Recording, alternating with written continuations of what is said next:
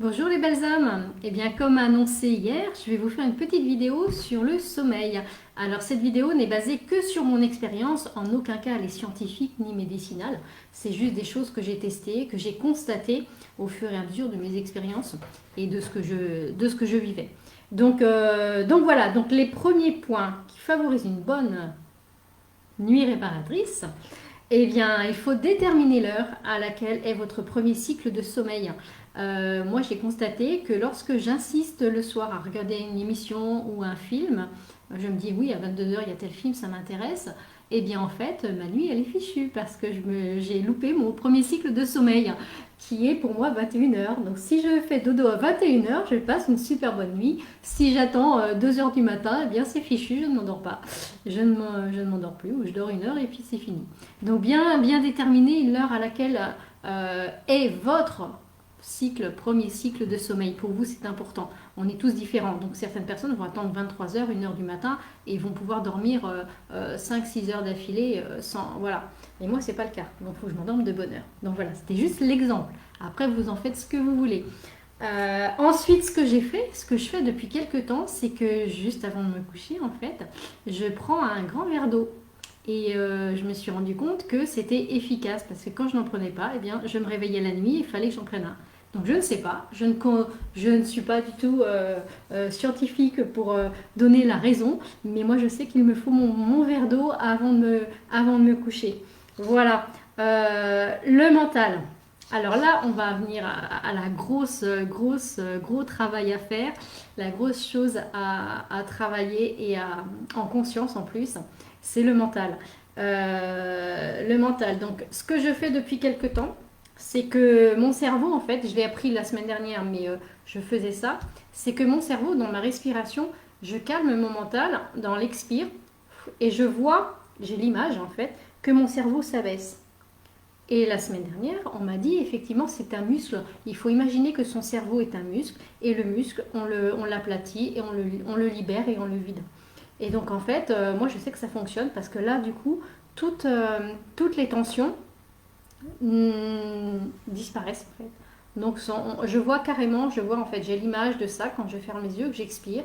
Voilà, en haut du crâne, le cerveau, il diminue, il rabaisse. Et là, à ce moment-là, je m'apaise. Et il n'y a plus de tension dans ma tête. Donc ça, c'est une chose. La deuxième chose, ce sont les pensées. Ah, les pensées, les fameuses pensées où tout le monde cogite la nuit. Il faut vraiment dire stop aux pensées. Donc pour dire stop aux pensées, vous dites stop ou le mot merde, parce que le mot merde évacue. Voilà, c'est comme on nous a appris depuis tout petit, on est conditionné que le caca va dans les toilettes. Donc quand il y a une pensée qui nous énerve vraiment, qui est vraiment toxique, on dit le mot et puis hop, ça va directement dans les toilettes. Parce que notre corps est conditionné à ça. Donc il faut vraiment penser très fort, dire très fort en fait, hein.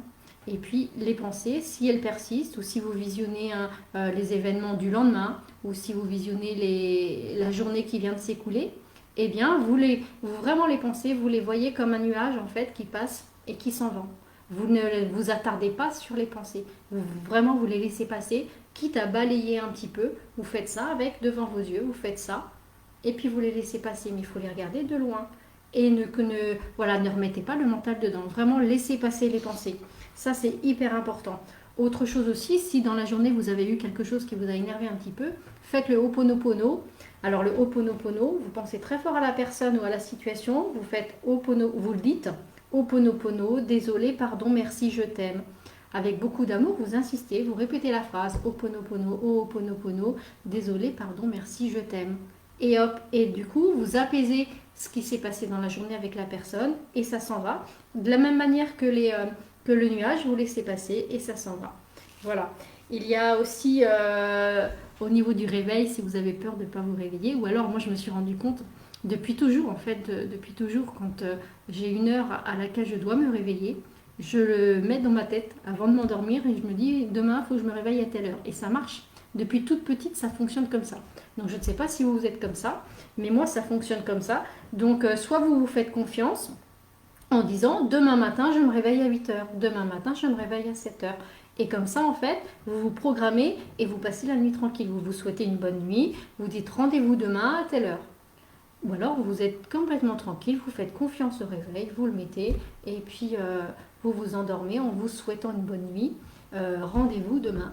Voilà, voilà les petits conseils de Angélique. Alors je vous souhaite une belle journée. Je vous fais plein de gros bisous et je vous aime très fort. Bisous, bisous.